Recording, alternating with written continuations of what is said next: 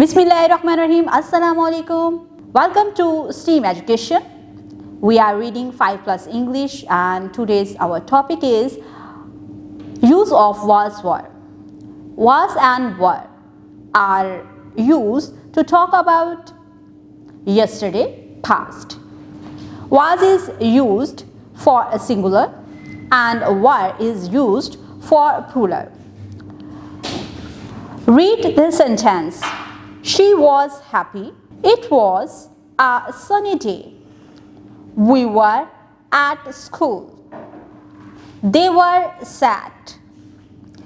I can do it. Write was or were to complete the sentence. It was cold. They were eating. Teacher's note.